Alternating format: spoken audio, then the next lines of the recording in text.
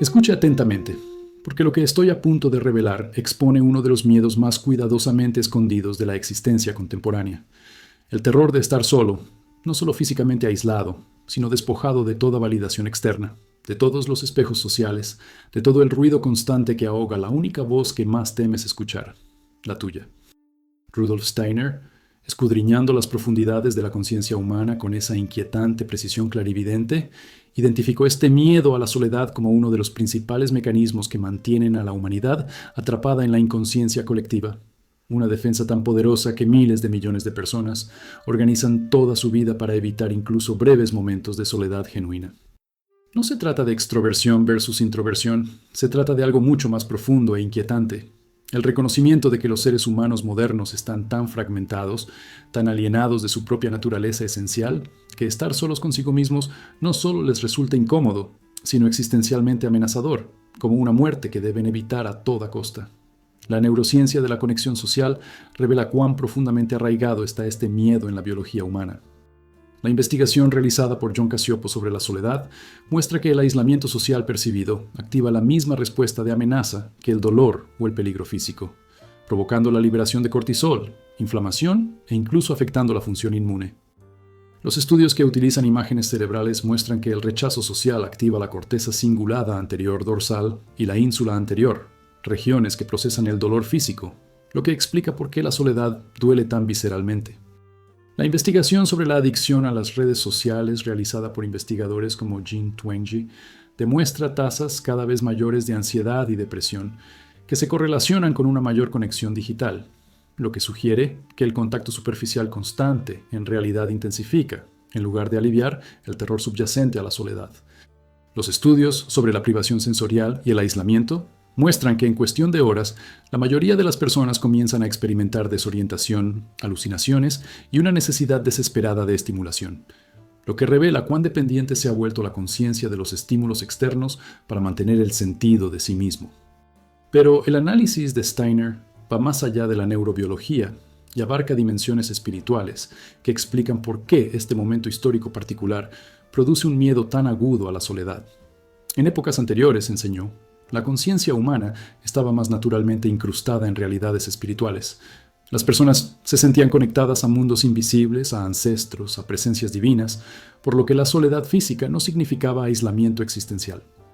Pero la conciencia moderna, lo que él llamó la era de la conciencia del alma, ha ido rompiendo progresivamente esas conexiones para desarrollar la autonomía individual y el pensamiento racional.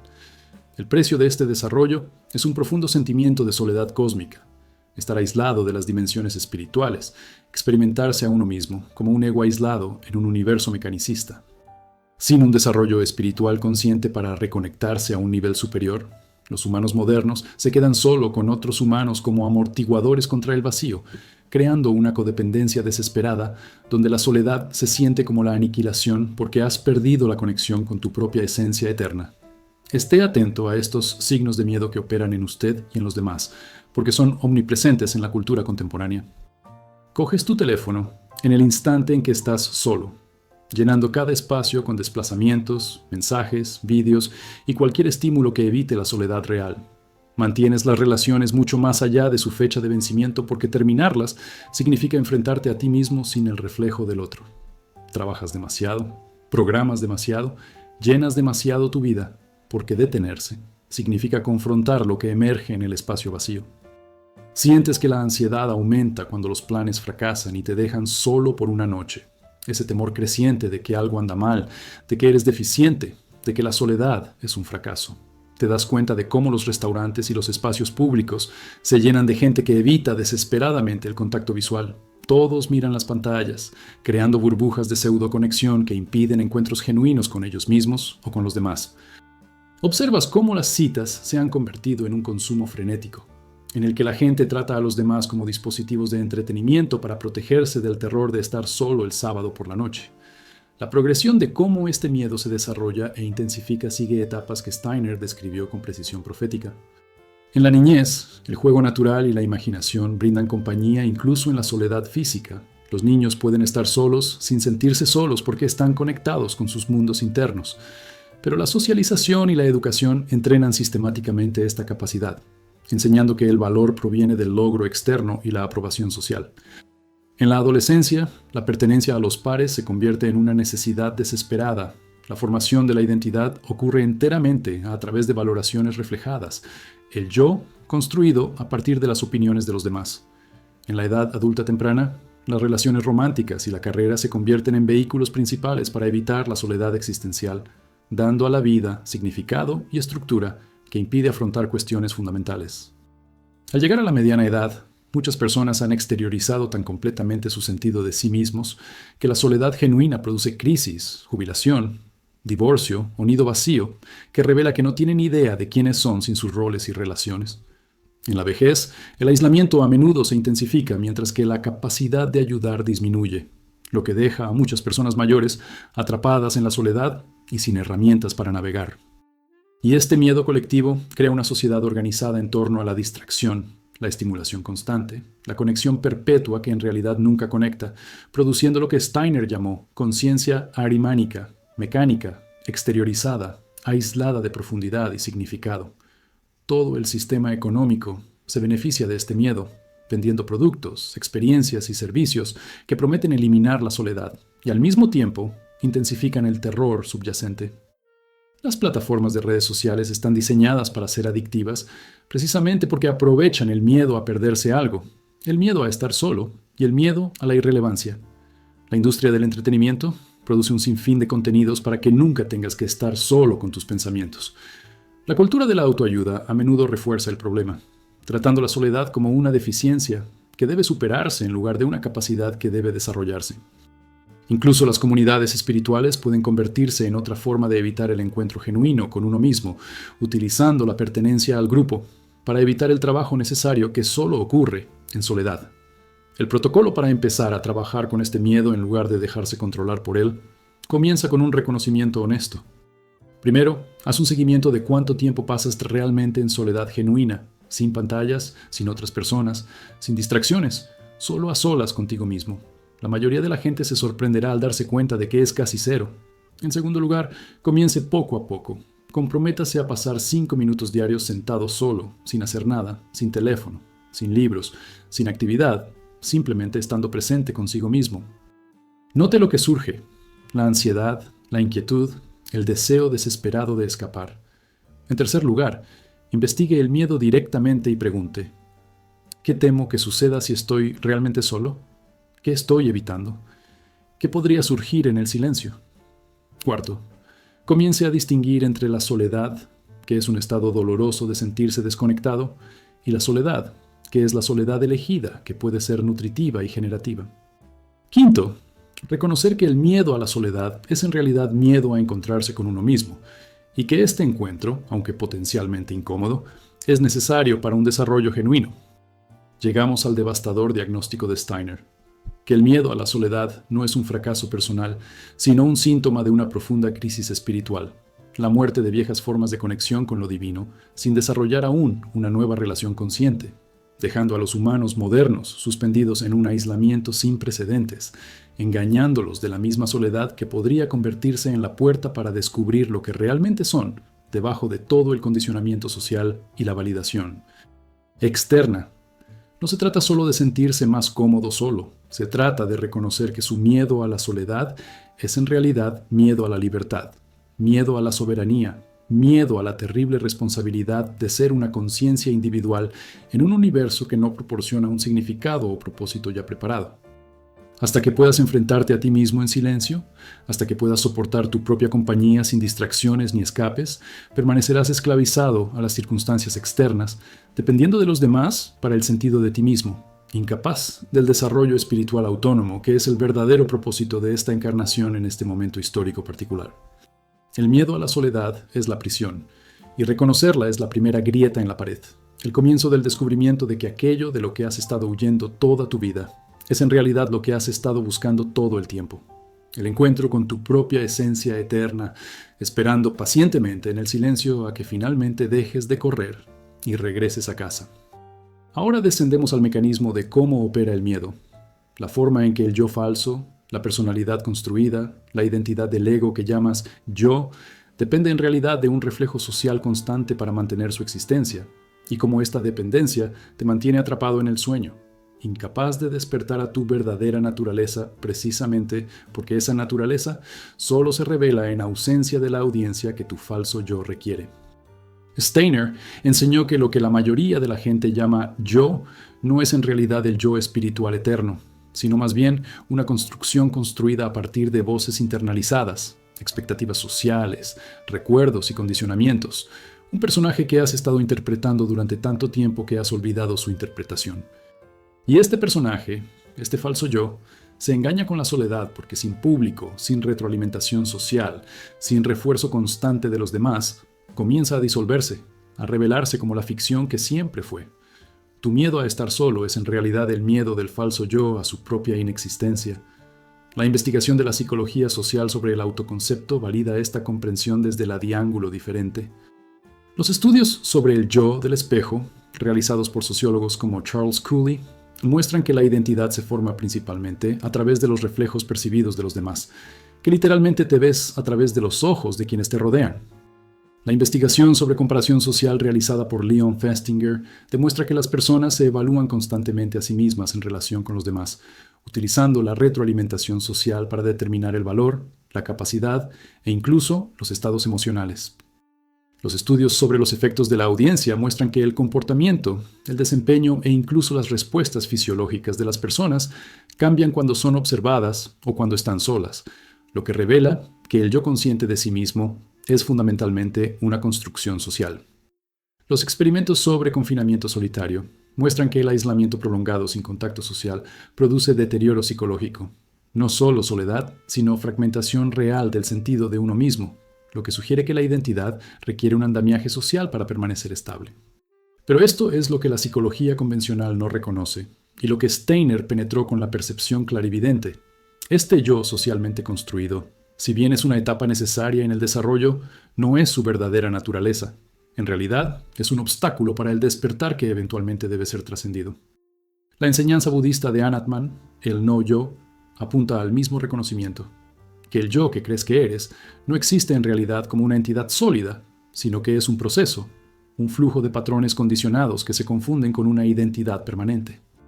La enseñanza vedántica hindú de que Atman, el verdadero yo, está más allá del ego, más allá de la personalidad, más allá de cualquier cosa social. Reconoce que lo que uno es, esencialmente no puede encontrarse en el espejo de las percepciones de los demás, sino solo en la conciencia directa anterior a toda construcción social. La distinción de Steiner entre personalidad e individualidad, entre el ego temporal y el yo eterno, traza exactamente este territorio. La personalidad necesita de los demás para existir. La individualidad existe de los demás, estén presentes o no. Las señales de que tu sentido de identidad depende parasitariamente de la validación social están en todas partes de tu experiencia si miras con honestidad. Cambias la forma en que te presentas dependiendo de quién esté mirando, convirtiéndote en personas diferentes con audiencias diferentes, lo que revela que no hay un núcleo estable, solo actuaciones adaptativas. Te sientes ansioso o vacío cuando estás solo durante mucho tiempo, como si estuvieras empezando a desaparecer sin que otros te reflejen en ti mismo. Revisas compulsivamente las redes sociales no en busca de información, sino de validación, de evidencia de que existes, de que importas, de que alguien se fija en ti. Tomas decisiones basadas en lo que otros pensarán, en lugar de lo que realmente quieres o valoras, y vives una vida diseñada para mantener la aprobación en lugar de expresar un deseo auténtico. Te sientes disminuido o elevado por las opiniones de los demás. Tu estado de ánimo y tu autoestima fluctúan en función de la retroalimentación externa, en lugar de surgir de una fuente interna estable. Te das cuenta de que gran parte de tu actividad mental consiste en conversaciones imaginarias, en volver a escuchar lo que vas a decir, en repetir lo que dijiste, en relacionarte constantemente con otras personas internalizadas, incluso cuando estás físicamente solo. Las etapas por las cuales el falso yo desarrolla su dependencia de los demás siguen un patrón predecible que comienza en la infancia. Inicialmente, el bebé no tiene un límite claro entre él y el otro. Existe en un estado de conciencia fusionada con el cuidador. Luego, alrededor de los 18 meses, emerge el yo. El niño se reconoce en el espejo, dice no, comienza a reafirmar su voluntad separada. Pero este yo emergente inmediatamente se ve condicionado por la necesidad de la aprobación de los padres, aprendiendo a actuar de manera que gane el amor y evite el rechazo. A lo largo de los años escolares, la aceptación de los compañeros se vuelve crucial. La identidad se forma a través de valoraciones reflejadas y la internalización de cómo te ven los demás. En la adolescencia, esto alcanza su máxima intensidad. El yo se construye casi por completo a partir de la retroalimentación social, y la opinión de los pares importa más que cualquier conocimiento interno. En la edad adulta, si continúa el desarrollo saludable, debería ocurrir una individuación gradual, y el sentido de uno mismo se vuelve menos dependiente de la validación externa. Pero para la mayoría de las personas, esto nunca sucede. Permanecen atrapadas en el patrón adolescente de audiencia exigente, y cuando los espejos sociales se eliminan repentinamente, debido a la pérdida, el rechazo o el aislamiento, se produce una crisis porque el yo no puede mantenerse sin sus apoyos. Y esta dependencia crea un sufrimiento profundo que se disfraza de normal, creando lo que Steiner llamó el sueño colectivo en el que todos actúan para los demás, sin nadie realmente presente, y el mundo social entero se convierte en una sala de espejos que no refleja nada más que reflejos. Gastas enormes energías manteniendo imágenes, gestionando impresiones, calculando efectos, todo lo cual es agotador y vacío. Nunca desarrollas la capacidad de autovalidarte, de determinar tu propio valor, de acceder a la autoridad interior, y permaneces perpetuamente vulnerable a los juicios y manipulaciones de los demás. Eres vulnerable a cualquier ideología, culto o líder carismático que te ofrezca decirte quién eres, porque no tienes un autoconocimiento estable con el que poner a prueba a su plan. Objetivos. Quedas atrapado en relaciones codependientes donde perder al otro se siente como perderte a ti mismo, porque literalmente lo es. Tu sentido de identidad está tan enredado con el de ellos que la separación se siente como la muerte. Nunca descubres tus deseos, valores o propósitos reales porque has pasado toda tu vida cumpliendo las expectativas de los demás en lugar de explorar tus propias profundidades. El protocolo para comenzar a retirar energía de la necesidad de audiencia del falso yo requiere una práctica sistemática en soledad combinada con una despiadada autoobservación. En primer lugar, tómate un tiempo regular completamente a solas, comenzando con las horas y avanzando hasta los días si es posible, con la intención explícita de notar cómo te desempeñas sin participación social. En segundo lugar, observe cuánto de su pensamiento es en realidad un diálogo interno con otros imaginados y practique interrumpir ese patrón, volviendo a la experiencia directa de estar aquí y ahora sin la narrativa. En tercer lugar, dejar de publicar en las redes sociales durante un periodo definido, 30 días o más, y observar los síntomas de abstinencia, la ansiedad, la necesidad de compartir, revelando cuán dependiente se ha vuelto su sentido de existencia de la validación digital. Cuarto, practica tomar pequeñas decisiones sin consultar a nadie, sin considerar lo que pensarían los demás, simplemente actuando según tus propias preferencias o intuición, desarrollando músculos de confianza en ti mismo.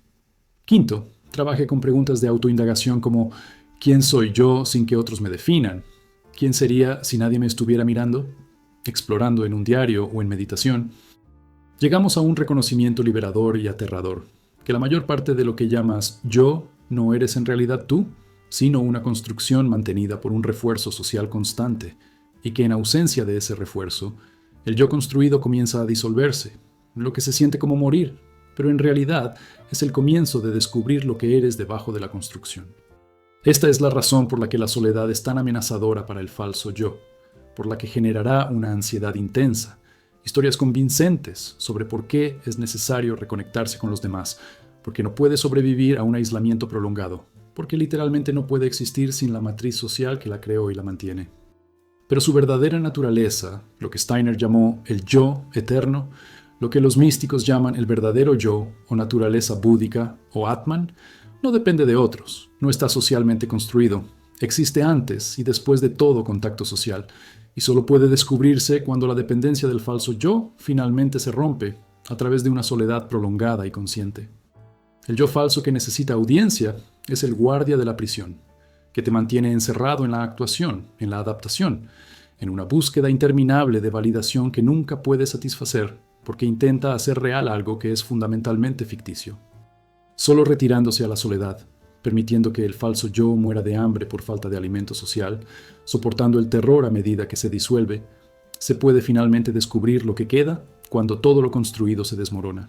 La conciencia que siempre estuvo aquí presenciando toda la actuación, la conciencia que necesita en la audiencia porque ella misma es el testigo eterno, completo, íntegro, libre, Solo no en el terror, sino en la autosuficiencia soberana que es la base de una conexión genuina en lugar de un enredo codependiente. Ahora penetramos hasta el núcleo del miedo, para responder a lo que realmente te aterroriza cuando te enfrentas a la perspectiva de una soledad genuina. Y la de Steiner te perturbará precisamente porque es verdad. No tienes miedo de estar solo con el silencio. Tienes miedo de lo que emerge de ese silencio cuando finalmente cesen todas las distracciones, las voces, las visiones, el material de tu inconsciente del que has pasado toda tu vida huyendo, los elementos de sombra que has negado y reprimido, las preguntas existenciales que has evitado, el dolor que nunca has sentido del todo, la verdad sobre ti y tu vida que no puedes afrontar mientras sigas con el ruido. La soledad no está vacía. Ese es el aterrador secreto. En realidad está llena, abrumadoramente llena de todo lo que has empujado al sótano de la conciencia. Y cuando finalmente estás solo, verdaderamente solo, la puerta del sótano se abre y todo lo que has estado huyendo sale inundando. Y esto es lo que realmente temes, no la ausencia de los demás, sino la presencia de lo que te has ocultado a ti mismo. La investigación psicológica sobre la evitación experiencial valida completamente esta comprensión. Los estudios de Stephen Hayes y otros en Acceptance and Commitment Therapy muestran que los intentos de evitar o suprimir experiencias internas no deseadas en realidad aumentan su frecuencia e intensidad, creando un círculo vicioso donde la evitación genera más de lo que se evita. Las investigaciones sobre la rumiación y los pensamientos intrusivos demuestran que cuanto más intentas no pensar en algo, más domina la conciencia, el famoso efecto del oso blanco, donde la supresión resulta contraproducente. Los estudios sobre trauma y disociación demuestran que las experiencias dolorosas que no se procesan conscientemente no desaparecen, pero se almacenan en forma fragmentada, emergiendo como síntomas, flashbacks, dolor somático, desregulación emocional.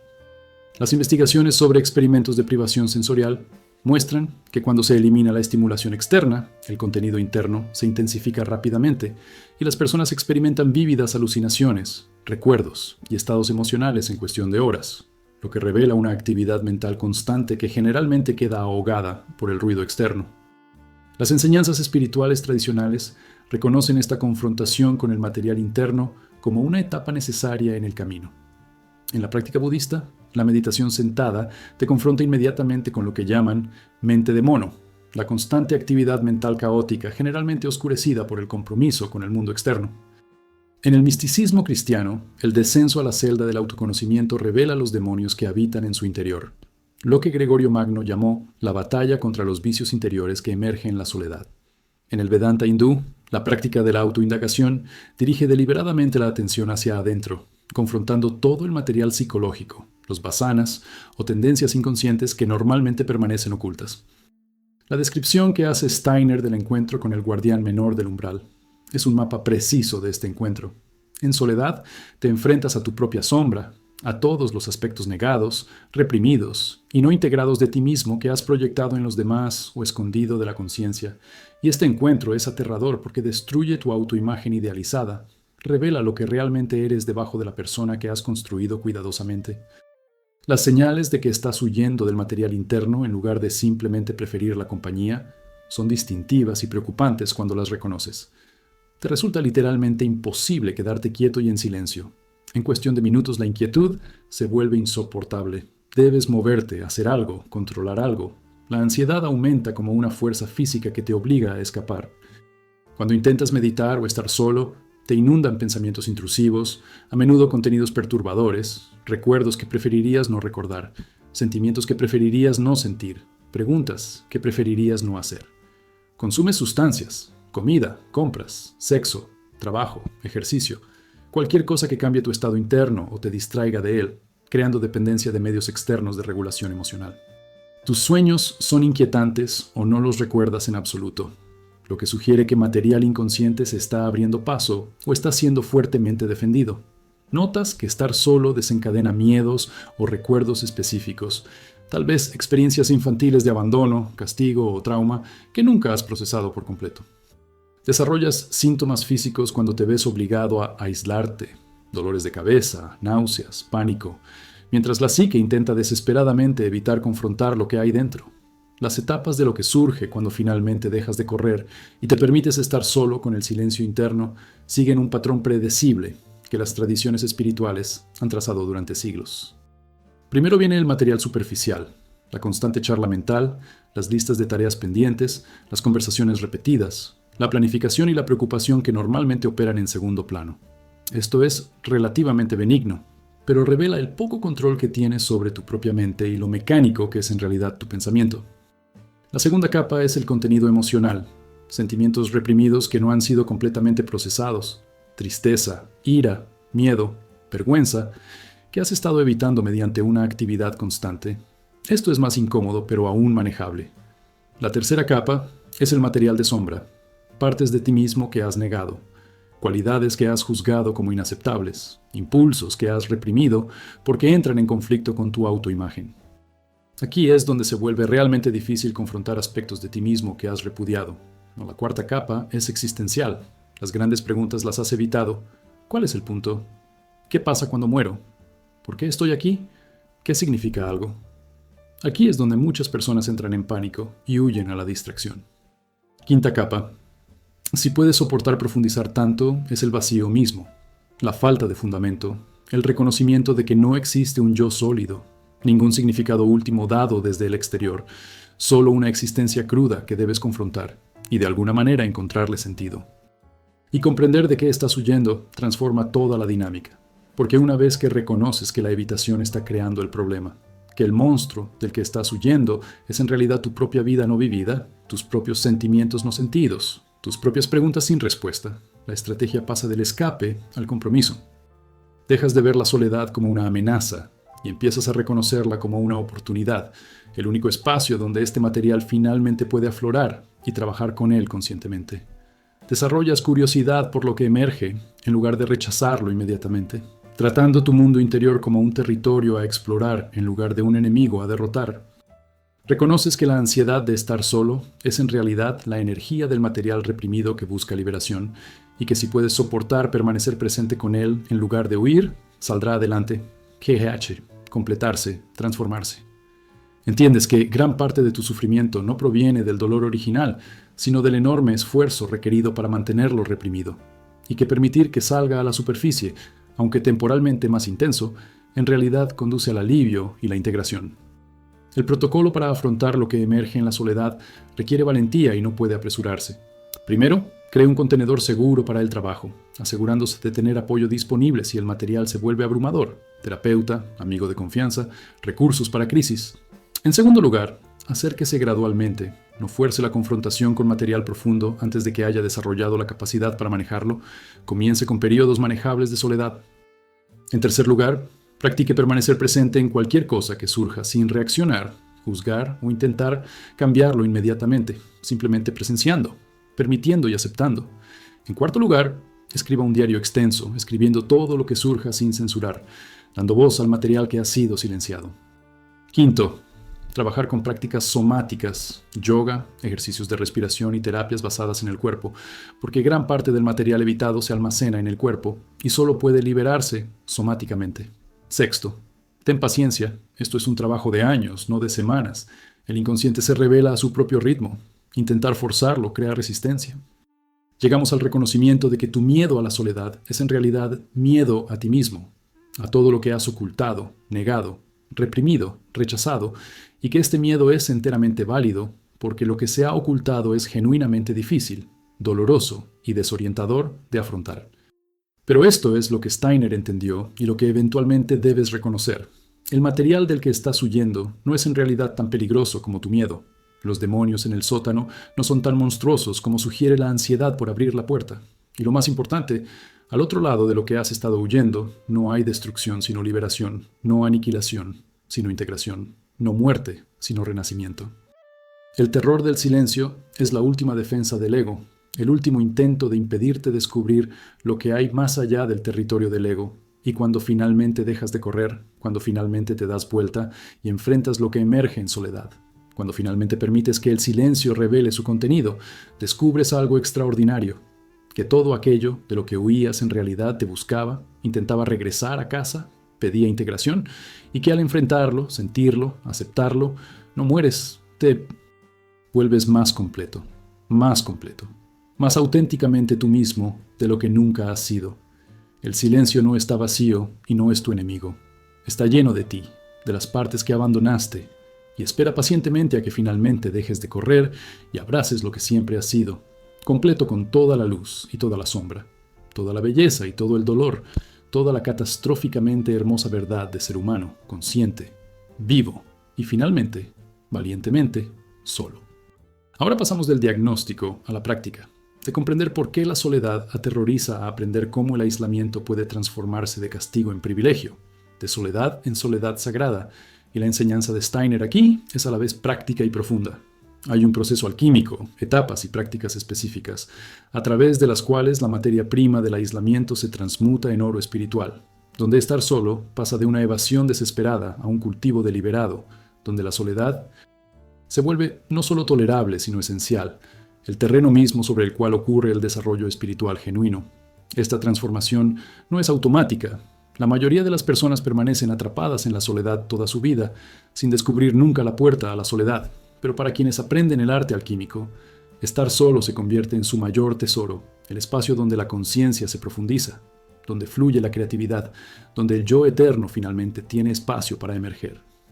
La investigación sobre la soledad beneficiosa proporciona un marco científico para comprender esta transformación. Los estudios sobre retiros solitarios, en particular la investigación sobre retiros de meditación intensiva realizada por Clifford Saron y otros, muestran mejoras mensurables en la atención, la regulación emocional, el bienestar, la función inmune e incluso la actividad de la telomerasa, lo que sugiere un rejuvenecimiento celular.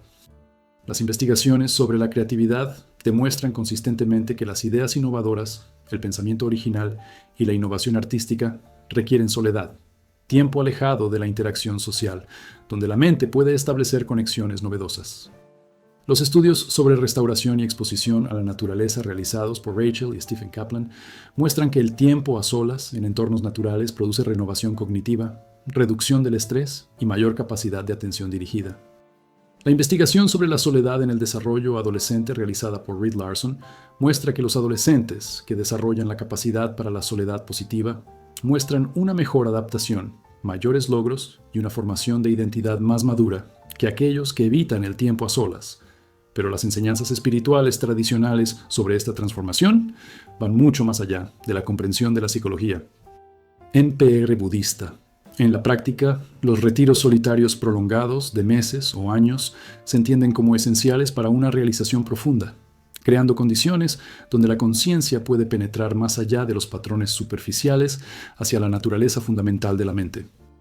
En el misticismo cristiano, la tradición del desierto, los monjes que pasaron décadas en celdas solitarias reconocieron que el encuentro con Dios requiere una soledad radical, despojando a todos los intermediarios hasta que solo queden el alma y lo divino. En las tradiciones hindúes, la etapa final de la vida, sannyasa, implica la renuncia a los vínculos sociales para centrarse por completo en la liberación espiritual a través de la práctica solitaria. En la enseñanza sufí, el khalwa o retiro implica 40 días de práctica intensiva en solitario, en etapas específicas del camino. La ciencia de la iniciación de Steiner describe ejercicios específicos que requieren práctica diaria solitaria durante años, desarrollando capacidades que solo emergen aisladas de la influencia social, lo que él llamó construir los órganos de percepción espiritual. Las señales de que la soledad está comenzando a transformarse en soledad son sutiles pero distintivas y marcan el paso del sufrimiento a la práctica. Te das cuenta de que el tiempo a solas ya no se siente como un castigo, sino como un alivio, una oportunidad en lugar de una privación. La ansiedad que solía surgir en el aislamiento comienza a asentarse, sustituida por la calma o incluso el disfrute de la propia compañía. Empiezas a crear soledad deliberadamente en lugar de simplemente soportarla cuando las circunstancias te imponen, buscando tiempo a solas porque valoras lo que sucede allí. Las ideas creativas, los conocimientos y las soluciones a los problemas surgen con más frecuencia cuando estás solo que cuando estás con otras personas. Sientes menos necesidad de entretenimiento o estimulación constante. Puedes sentarte tranquilamente sin agenda, sin necesidad de llenar el espacio. Tu práctica de meditación se profundiza.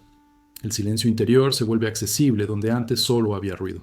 Te das cuenta de que después de estar solo, regresas a la interacción social renovado en lugar de agotado, más presente, más auténtico y menos eficaz.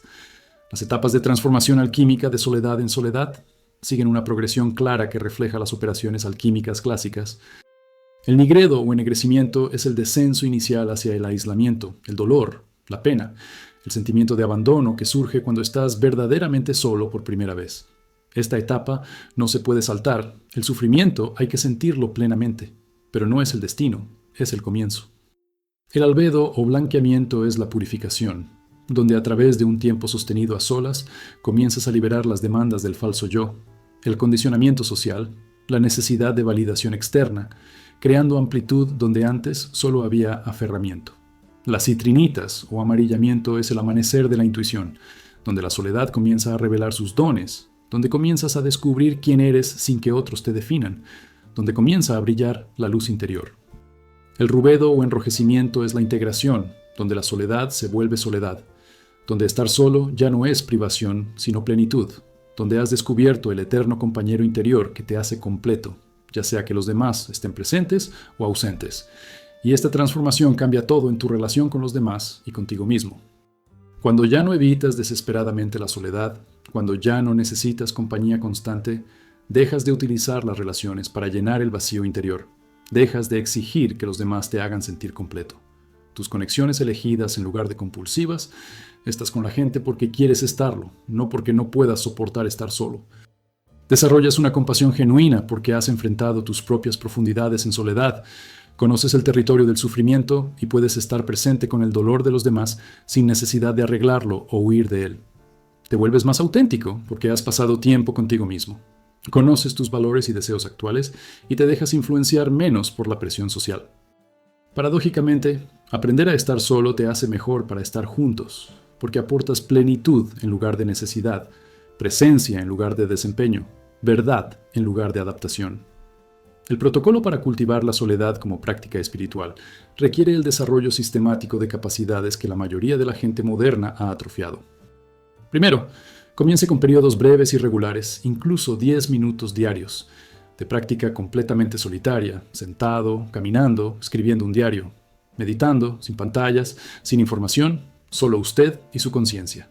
En segundo lugar, ampliar gradualmente la duración, trabajando hasta horas, medias jornadas y eventualmente jornadas completas o más en soledad. En tercer lugar, cree una estructura ritual para el tiempo a solas, indicando a la psique que este es un espacio sagrado, tal vez encendiendo una vela, sentándose en un lugar específico, usando una práctica de apertura específica. Cuarto, desarrollar prácticas específicas para la soledad, ya sea meditación, contemplación, trabajo creativo, estudio, yoga, oración, actividades que involucren la conciencia intencionalmente en lugar de simplemente pasar el tiempo. Quinto, realice periódicamente retiros intensivos, ya sean retiros formales de meditación o simplemente tiempo a solas en la naturaleza. Donde puedes profundizar más de lo que permite la práctica diaria. Sexto, lleve un diario de lo que surja en la soledad, rastreando ideas, patrones y transformaciones a lo largo del tiempo. Llegamos al reconocimiento de que la soledad no es un estado natural para los humanos, sino una capacidad cultivada, una habilidad que debe desarrollarse a través de la práctica, y que este desarrollo es en sí mismo un camino espiritual, una forma de descubrir que no eres la construcción social, ni el yo reflejado, ni el actor que necesita audiencia, sino que eres una vasta conciencia que existe de forma independiente, eterna y completamente completa dentro de sí misma. Lo que Steiner llamó el nacimiento del yo superior no puede ocurrir en una multitud, no puede surgir a través de la actividad social, requiere la crisálida de la soledad, donde la oruga del ego social puede disolverse y la mariposa de la individualidad espiritual puede finalmente emerger. Por eso todos los caminos espirituales genuinos, a pesar de sus diferencias en técnica y terminología, convergen en esta exigencia. En algún momento debes ir solo, debes entrar en el desierto, debes enfrentarte a ti mismo sin intermediarios, debes descubrir quién eres cuando todo lo externo te es despojado. El miedo a la soledad es el guardián en la puerta, impidiendo la entrada hasta que estés listo, pero para aquellos que persisten, que desarrollan el arte alquímico, que aprenden a transformar la soledad en soledad, lo que les espera no es la muerte que el miedo prometió, sino el nacimiento, el descubrimiento de su verdadera naturaleza, que solo se puede encontrar en la sagrada soledad, donde finalmente dejan de actuar, dejan de adaptarse, dejan de buscar, y simplemente son completos, íntegros, soberanos, eternamente solos y eternamente todos uno, la paradoja que se resuelve sola. En el silencio, finalmente, has aprendido a abrazar. Ahora nos aventuramos en un territorio que sonará a fantasía mística hasta que lo experimentes directamente. Esa soledad genuina, soledad consciente sostenida, abre puertas a encuentros con presencias, seres, inteligencias, que no pueden manifestarse mientras estás inmerso en el ruido social y la distracción externa, lo que Steiner llamó seres espirituales de jerarquías superiores, que solo pueden hacer contacto cuando has creado suficiente silencio interior y soledad para percibir dimensiones más allá de la realidad física.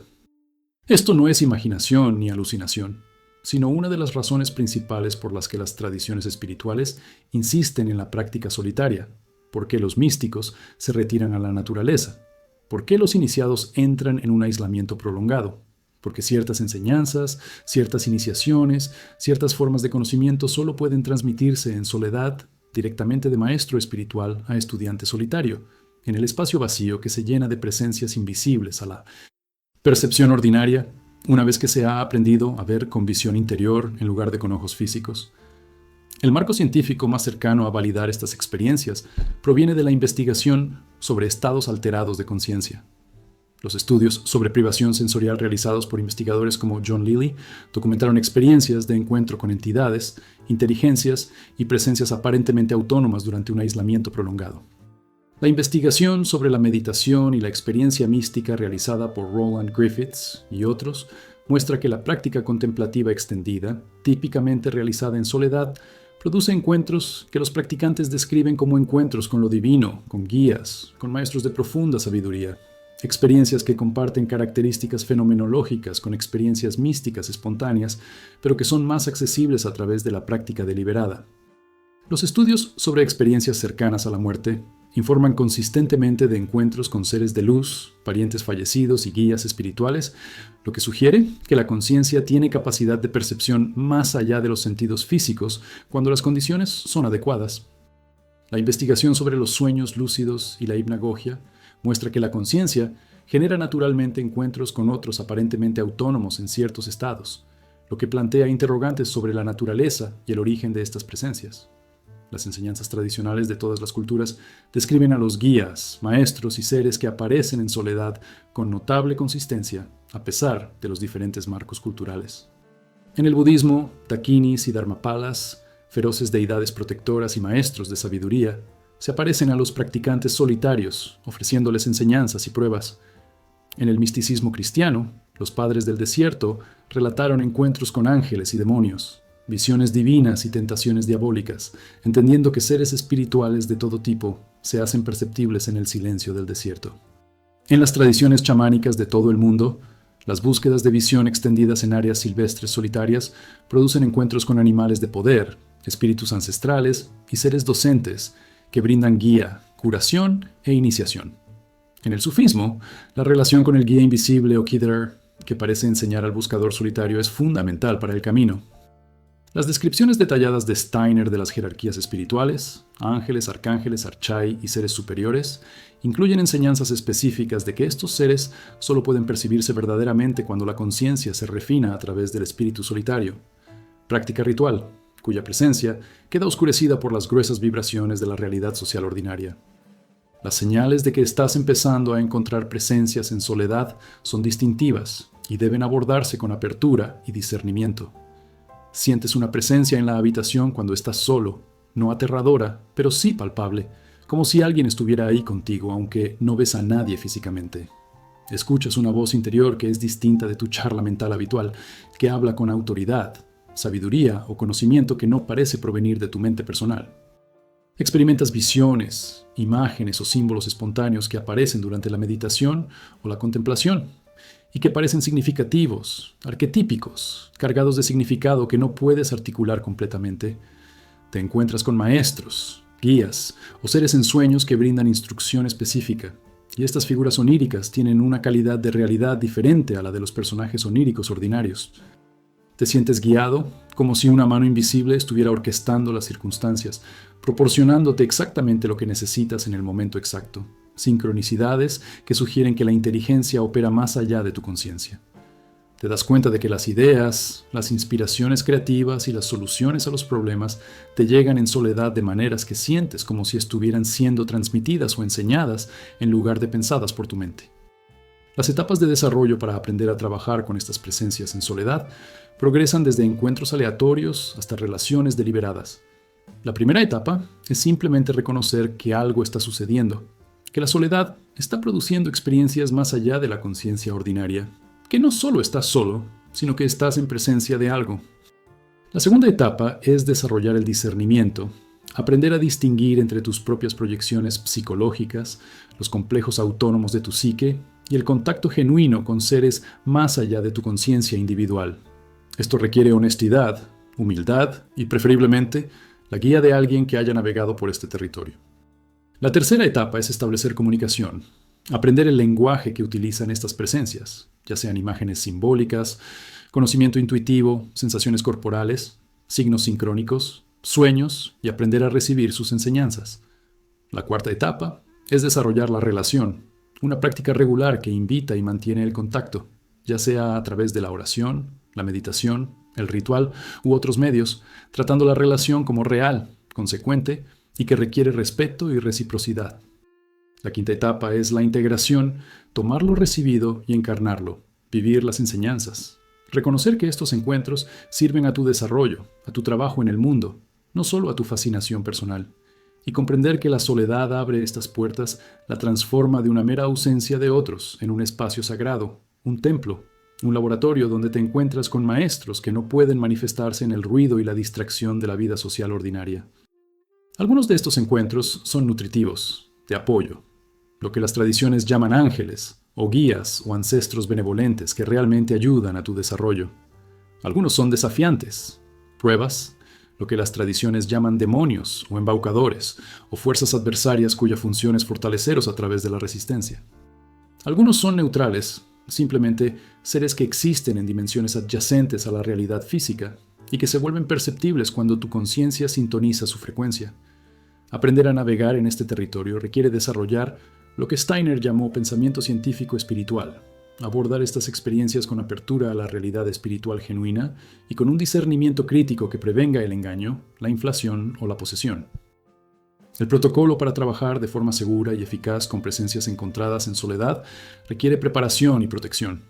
Primero, establece una base sólida en prácticas de conexión a tierra, yoga físico, artes marciales, jardinería, cocina, actividades que te mantengan conectado con el cuerpo y la tierra, porque trabajar con seres sutiles puede producir disociación si no estás conectado a tierra.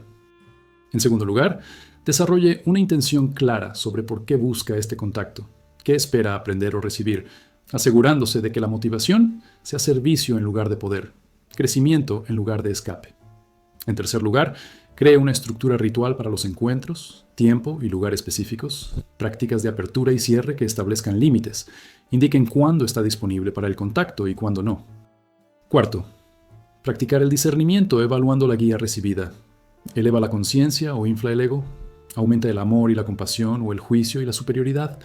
¿Fomenta la integración con la vida o el escape de ella? Quinto, encontrar docentes o comunidades que reconozcan y trabajen con estas dimensiones, porque intentar esto por sí solo es difícil y potencialmente peligroso. Sexto, honra las presencias con respeto, pero no con adoración, reconociéndolas como ayudantes en tu camino y no como autoridades a las que debes obedecer ciegamente. Llegamos al profundo reconocimiento de que la soledad nunca está realmente vacía, que en el espacio que creas al retirarte de lo humano con compañía, otras formas de compañía se vuelven disponibles, y que los mejores maestros, los guías más sabios, las formas más profundas de conocimiento, a menudo no vienen a través de libros o maestros humanos, sino a través del contacto directo con seres espirituales que solo pueden manifestarse cuando se ha creado suficiente silencio, suficiente receptividad, suficiente soledad para recibir su presencia. Lo que Steiner llamó ciencia espiritual, la investigación sistemática de realidades suprasensibles, requiere exactamente esta capacidad. Estar solo sin estar solo, estar en soledad sin estar aislado, retirarse de la sociedad humana no como un escape, sino como una elección deliberada para estar disponible para enseñanzas y encuentros que solo ocurren en el espacio vacío que has aprendido, que en realidad está lleno, repleto de presencias, vivo de inteligencias, vibrando con enseñanzas, esperando. Ser recibidas por aquellos lo suficientemente valientes para enfrentar la soledad, lo suficientemente pacientes para esperar, el silencio lo suficientemente abierto para percibir lo que la percepción ordinaria no puede ver. El miedo a la soledad te aleja de estos encuentros, te mantiene atrapado en la dimensión exclusivamente humana, te impide descubrir que nunca estás realmente solo, que siempre estás rodeado de presencias, siempre apoyado por guías, siempre en contacto con inteligencias que están al servicio de tu evolución, si tan solo crearas el espacio, el silencio, la soledad sagrada, donde finalmente puedan darse a conocer. Ahora llegamos a quizás la enseñanza más práctica y revolucionaria sobre la soledad, que es la fragua, donde se construye la genuina soberanía propia, donde se desarrolla la capacidad de estar solo, de determinar sus propios valores, de validar su propia experiencia, de ser su propia autoridad, lo que Steiner llamó el desarrollo del verdadero yo, la eterna individualidad espiritual que no depende de las opiniones de los demás, que no se deja llevar por presiones colectivas, que no requiere validación externa para conocer su propio valor y dirección. Esto no es aislamiento como defensa contra los demás, ni arrogancia o superioridad, sino la capacidad madura de estar con uno mismo, de confiar en uno mismo, de guiarse, lo que paradójicamente es el fundamento de una conexión genuina con los demás, porque uno viene de la plenitud más que de la necesidad, del centro más que de la desesperación, buscando el centro a través de otro. La investigación psicológica sobre la autonomía y la autodeterminación realizada por investigadores como el desarrollo Edward Deci y Richard Ryan muestra que la autonomía, la experiencia de ser autónomo, es una de las 3 necesidades psicológicas fundamentales junto con la competencia y la relación, y que la autonomía requiere capacidad de pensamiento y acción independientes que deben desarrollarse a través de la experiencia. Los estudios sobre individuación realizados por analistas junguianos muestran que convertirse en individuo psicológico, a diferencia del condicionamiento colectivo, requiere un trabajo interior intensivo que necesariamente ocurre en soledad. La investigación sobre el locus de control demuestra que las personas con un locus interno, la creencia de que controlan sus resultados a través de sus propias acciones, muestran una mejor salud mental, logros y resiliencia que aquellas con un locus externo, que creen que los resultados están determinados por fuerzas externas. Los estudios sobre la autoría realizados por psicólogos del desarrollo como Robert Kagan muestran que pasar de una mente socializada, donde los valores provienen de los demás, a una mente de autoría, donde usted determina sus propios valores, es una transición de desarrollo crucial que muchos adultos nunca logran. Las enseñanzas de la sabiduría tradicional reconocen la soberanía propia como un logro espiritual esencial. En el budismo, refugiarse en uno mismo, convertirse en su propia lámpara, como enseñó Buda en sus últimas palabras, significa desarrollar la capacidad de validar su propia experiencia a través de la percepción directa, en lugar de depender de la autoridad. En la filosofía estoica, el sabio es aquel que permanece impasible ante las circunstancias externas, obteniendo paz y propósito de la virtud interna en lugar de la validación o la fortuna externas. En la enseñanza taoísta, el sabio vive de acuerdo con la naturaleza interna en lugar de las convenciones sociales, ejemplificando el Wu Wei o la acción sin esfuerzo que surge de la alineación con el Tao, en lugar del esfuerzo del ego por la aprobación. El camino de iniciación de Steiner apunta explícitamente a desarrollar lo que él llamó intuición moral, la capacidad de percibir la acción correcta directamente a través de la percepción espiritual, en lugar de seguir reglas o normas sociales, reconociendo que la madurez espiritual significa asumir plena responsabilidad por sus elecciones en lugar de ceder ante la autoridad externa. Es crucial reconocer las señales de que estás desarrollando una soberanía genuina a través de la soledad en lugar de simplemente aislarte o ponerte a la defensiva. Te encuentras menos reactivo a las opiniones de los demás, capaz de escuchar críticas o elogios, sin que ninguno de los dos te desestabilice. Tomas decisiones basadas en el conocimiento interno más que en el consenso, y eres capaz de aceptar decisiones impopulares cuando sabes que son correctas. Te sientes cómodo siendo diferente, teniendo puntos de vista o estilo de vida poco convencionales, sin necesidad de que todos se apliquen. Deambular o comprender. Validas tu propia experiencia en lugar de comprobar constantemente si los demás la ven de la misma manera. Asumes la responsabilidad de tu vida y reconoces que creas tu experiencia a través de tus elecciones en lugar de culpar a otros o a las circunstancias.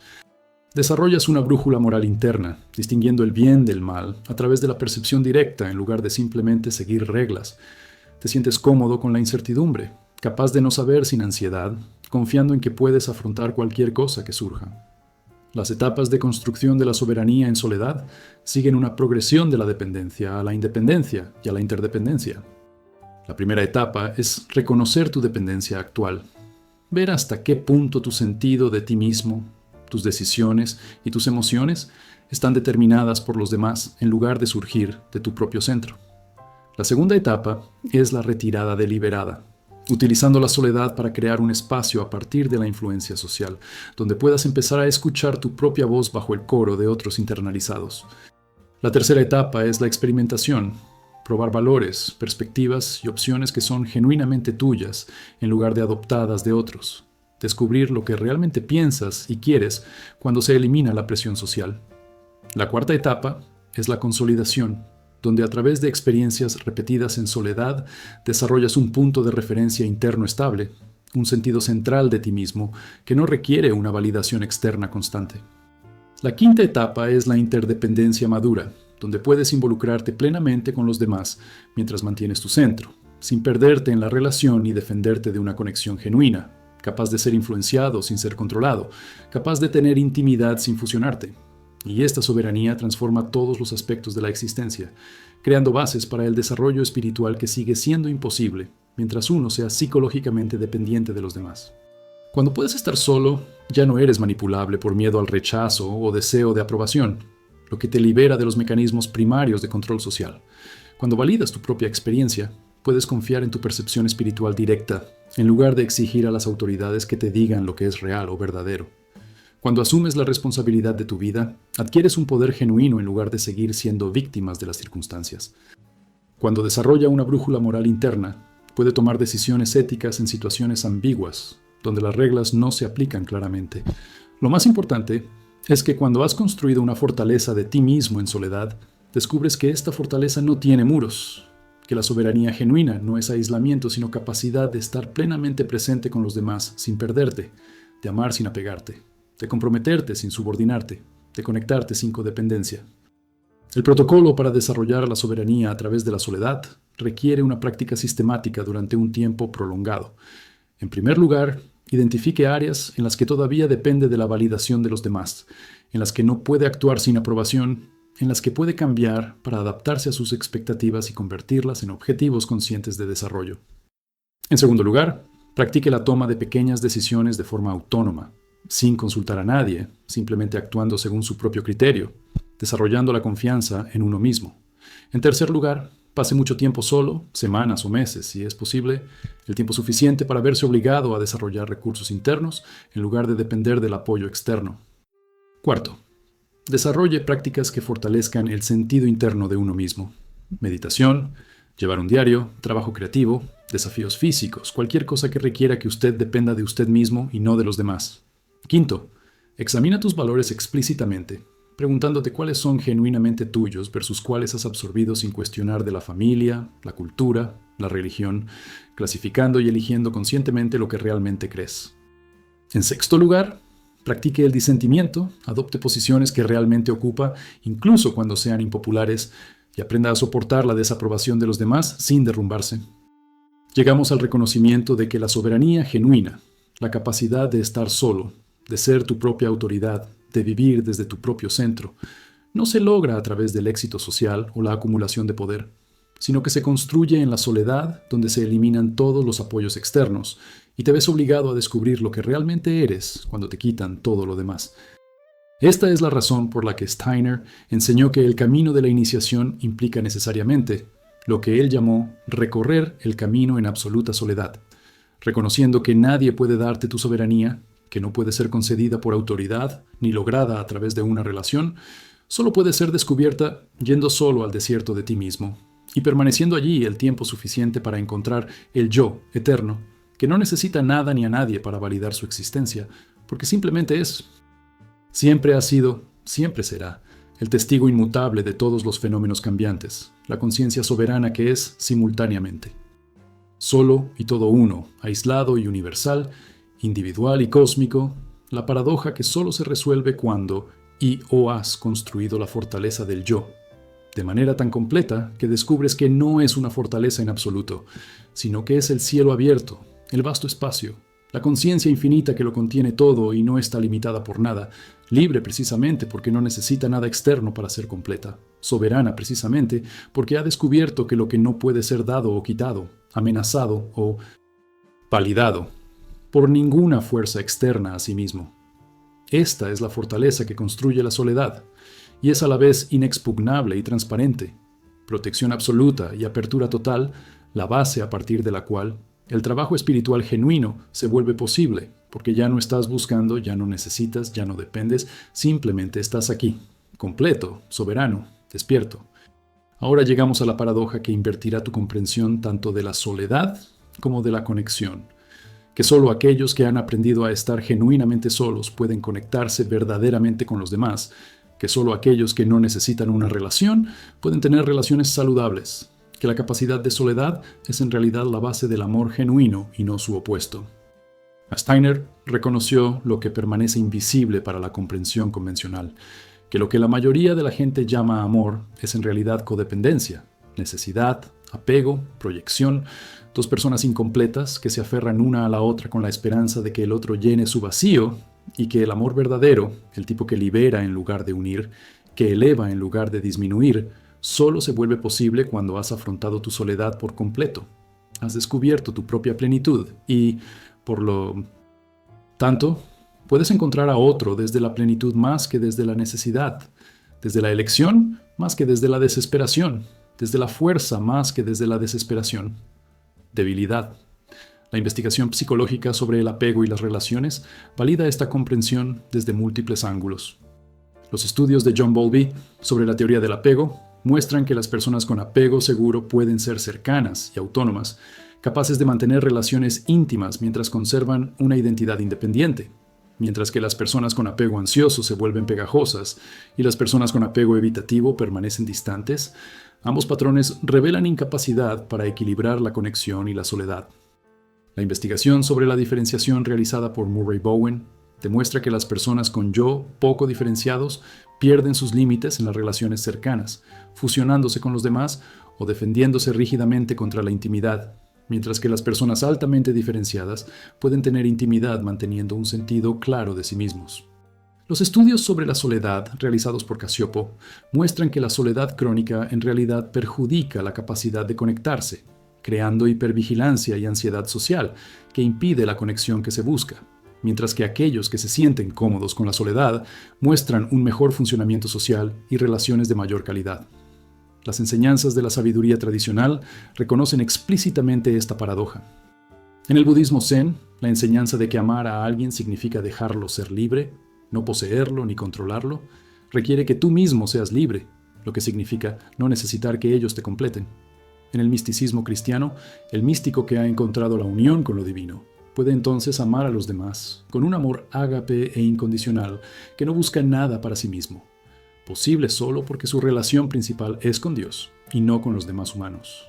En la poesía sufí, particularmente en Rumi, la enseñanza de que los amantes finalmente no se encuentran en algún lugar, sino que están el uno en el otro todo el tiempo, apunta al reconocimiento de que el encuentro genuino requiere que primero te encuentres contigo mismo, para descubrir que lo que eres no está separado de lo que los demás son en el nivel más profundo.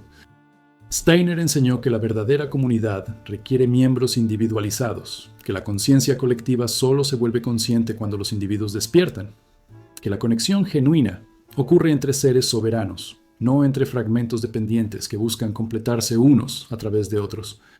Las señales de que tus relaciones se basan en la necesidad más que en el amor, en la incapacidad de estar solo en lugar de la capacidad de una conexión genuina, están por todas partes en los patrones relacionales modernos. Si miras honestamente, te sientes ansioso o perdido cuando tu pareja no está disponible, incapaz de autorregularte sin su presencia. Comprometes tus propios valores o intereses para mantener la relación, perdiéndote en el otro. Necesitas tranquilidad, validación, contacto constante, interpretando la distancia normal como rechazo o abandono. No tienes una idea clara de dónde terminas tú y dónde empiezan ellos, asumiendo sus emociones, problemas y responsabilidades como si fueran tuyos. Permaneces en relaciones que no funcionan porque estar solo se siente peor que permanecer en una disfunción. Pasas de una relación a otra sin poder tolerar los intervalos de soledad, utilizando una nueva pareja para evitar enfrentarte a ti mismo. No amas a la persona real, sino la imagen de ella, el papel que desempeña, lo que hace por tu sentido de identidad, que no es amor en absoluto, sino uso. La progresión de las relaciones de dependencia al amor genuino sigue etapas de desarrollo claras. La primera etapa es reconocer la dependencia, ver cuánto necesitas que los demás se sientan bien, en qué medida la relación se impulsa evitando la soledad en lugar de celebrar la conexión. La segunda etapa es elegir deliberadamente la soledad, terminar relaciones o tomar descansos, no porque sean malos, sino porque necesitas descubrir quién eres sin ellos. La tercera etapa es hacer el trabajo de la soledad, enfrentarte a ti mismo, desarrollar tu propia plenitud, descubrir que puedes estar completo solo. La cuarta etapa es reconocer que no necesitas a nadie, lo que paradójicamente abre la posibilidad de una conexión genuina, porque ahora puedes elegir la relación desde el deseo en lugar de la necesidad, desde la plenitud en lugar del vacío. La quinta etapa es el amor maduro, el encuentro con otro ser soberano, dos totalidades que eligen compartir en lugar de dos mitades que buscan desesperadamente completarse. Un amor que realza en lugar de completar, que celebra en lugar de aferrarse, que libera en lugar de poseer. Y este reconocimiento transforma todo acerca de cómo abordas las relaciones, pasando de la escasez a la abundancia, del aferramiento al ofrecimiento, del uso al servicio. Cuando no necesitas que los demás te completen, dejas de exigirles que sean distintos de lo que son, dejas de intentar cambiarlos, arreglarlos o controlarlos. Cuando te has enfrentado a tus propias profundidades en soledad, puedes estar presente en sus profundidades sin miedo ni juicio. Cuando te conoces a ti mismo, puedes verlos con claridad en lugar de proyectar tus necesidades y miedos en ellos. Cuando te sientas cómodo solo, puedes darles espacio sin que lo interpreten como abandono.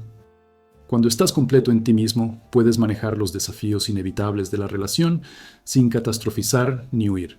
Paradójicamente, aprender a estar solo te hace mejor para estar juntos, porque aportas presencia en lugar de necesidad, verdad en lugar de desempeño, amor en lugar de transacción. El protocolo para desarrollar la capacidad tanto de soledad como de conexión requiere trabajar conscientemente con ambos polos. Primero, si actualmente estás en una relación, negocia periodos de soledad deliberada, tiempo separado, no como castigo o evasión, sino como práctica, descubriendo cómo es estar contigo mismo. En segundo lugar, si estás entre dos relaciones, resiste el impulso de buscar inmediatamente una nueva y utiliza este tiempo para desarrollar una relación genuina contigo mismo. En tercer lugar, examina tus patrones relacionales con honestidad, identificando dónde has sido dependiente, dónde te has perdido, dónde has utilizado a otros para evitar tu propio trabajo interior.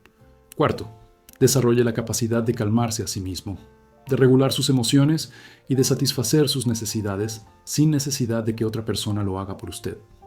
Quinto, practica la vulnerabilidad sin apego, siendo honesto, abierto, íntimo mientras mantienes tu centro, sin perderte en el compartir. Sexto, elige las relaciones conscientemente, reconociendo que estás eligiendo porque quieres compartir tu vida, no porque necesites que alguien la complete. Llegamos al reconocimiento liberador de que la soledad y la conexión no son opuestos, sino polos complementarios, que el amor genuino requiere ambos, que la profundidad de tu capacidad de conexión está determinada por la profundidad de tu capacidad de soledad, y viceversa. Realmente no puedes conocer a otra persona si nunca te has conocido a ti mismo. No puedes dar lo que no tienes. No puedes amar libremente si estás esclavizado por la necesidad. Por eso, Steiner insiste en que el desarrollo espiritual debe equilibrar el trabajo interior en soledad con el trabajo exterior en comunidad, que el ermitaño y el reformador social son ambos incompletos, que la madurez genuina requiere capacidad tanto para una soledad profunda como para una conexión profunda.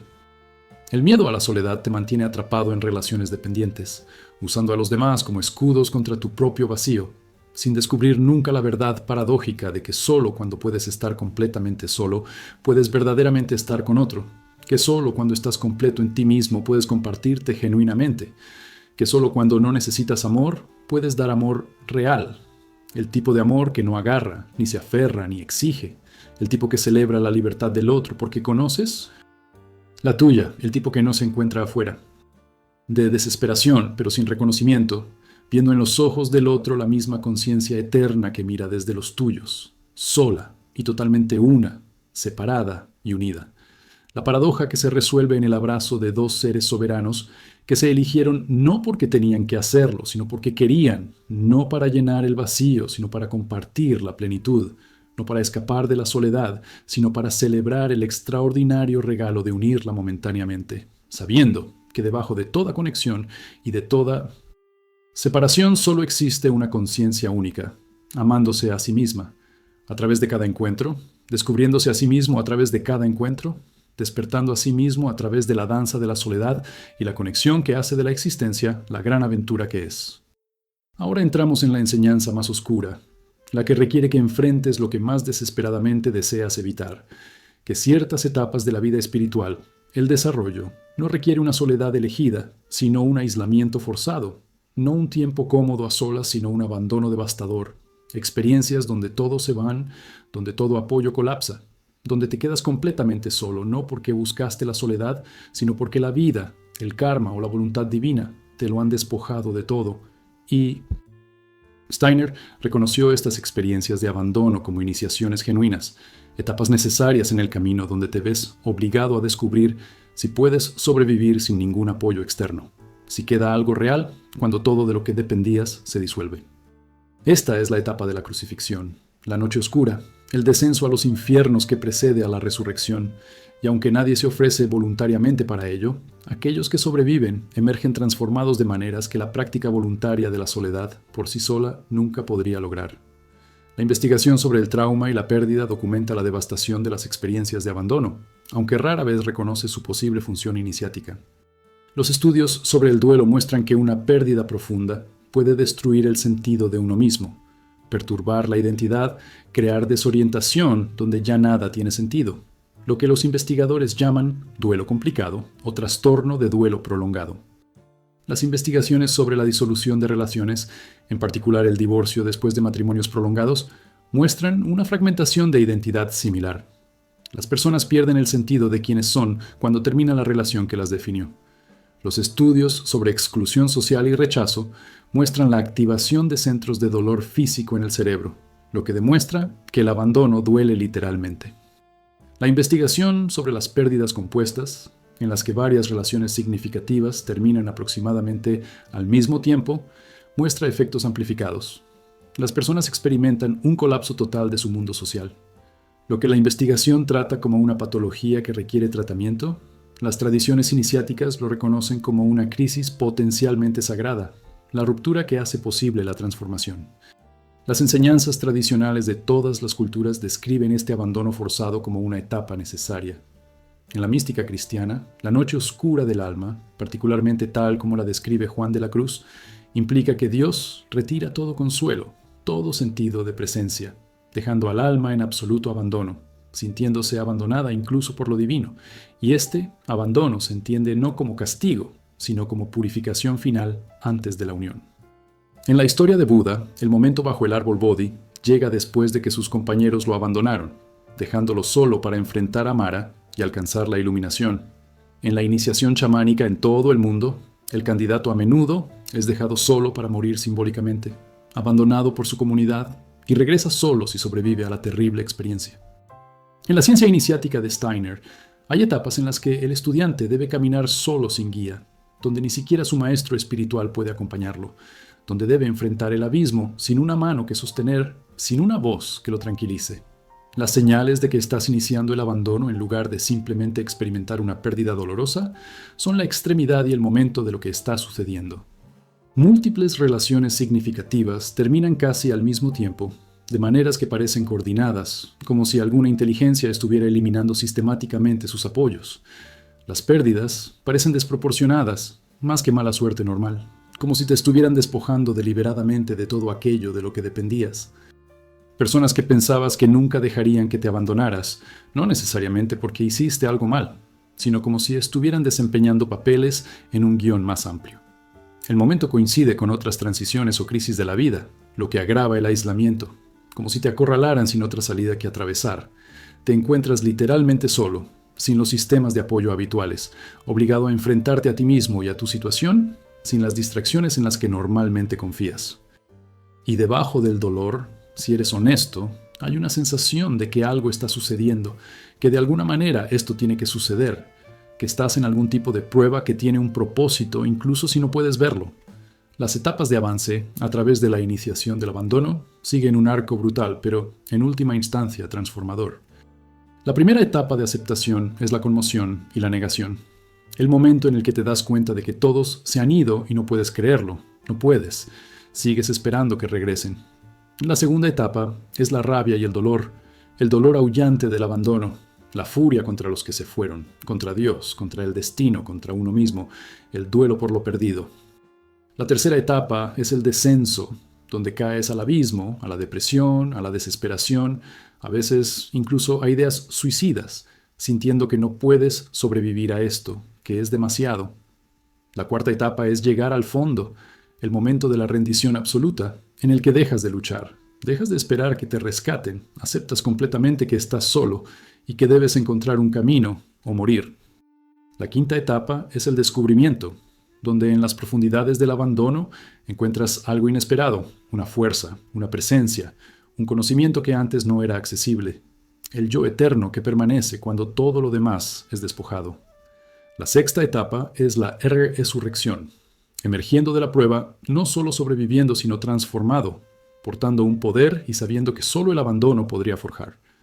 Y aquellos que sobreviven al inicio del abandono son reconocibles por lo que han ganado a través de la terrible experiencia. Tienen una solidez, una base, una centralidad que las personas que nunca han estado verdaderamente solas nunca desarrollan, porque descubrieron que podían sobrevivir a lo insuperable. Tienen compasión sin sentimentalismo. Son capaces de estar presentes en el sufrimiento de los demás porque han atravesado su propio infierno y conocen el territorio. Tienen autosuficiencia no como defensa, sino como capacidad genuina, capaz de satisfacer sus propias necesidades, regular sus propias emociones, validar su propia experiencia. Tienen humildad combinada con una tranquila confianza.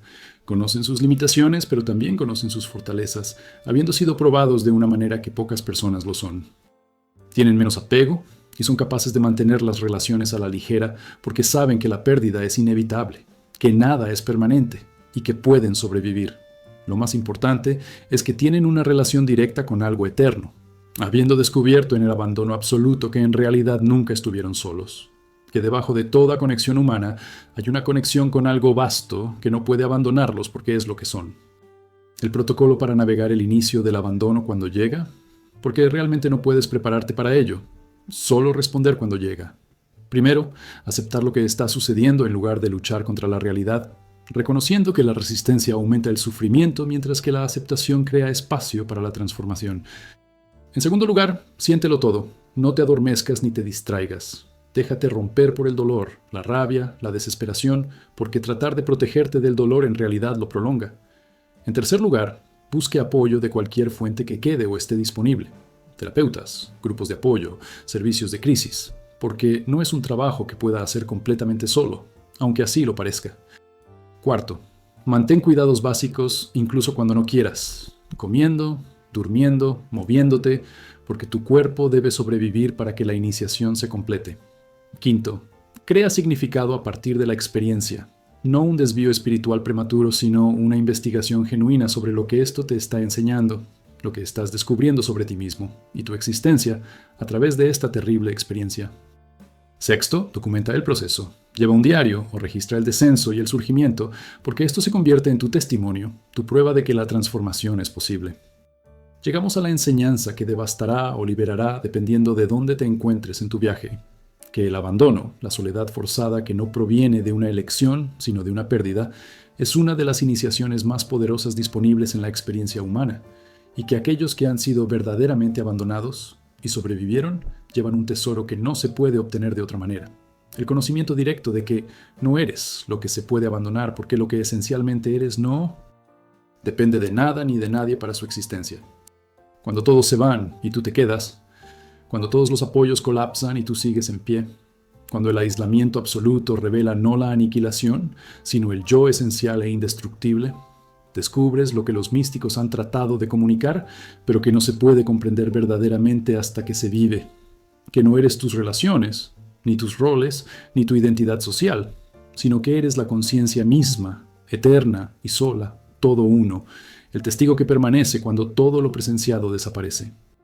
Esta es una enseñanza brutal, innecesaria para algunos, ineludible para otros, pero para aquellos que deben recorrer este camino, que se encuentran despojados de todos y de todo, existe este consuelo, que al otro lado del abandono, si sobrevives a la crucifixión, lo que espera no es solo el regreso a la vida normal, sino la resurrección, el nacimiento de la conciencia que ha muerto a todo lo externo y se ha descubierto como lo que siempre fue, lo que nunca podría dejar de ser, solo precisamente porque es todo, completo precisamente porque no necesita nada, eterno precisamente porque nunca nació y nunca puede morir, la esencia indestructible que el abandono revela al quitarle todo lo demás, dejando solo lo real, lo verdadero, lo que queda cuando todo lo demás se ha ido.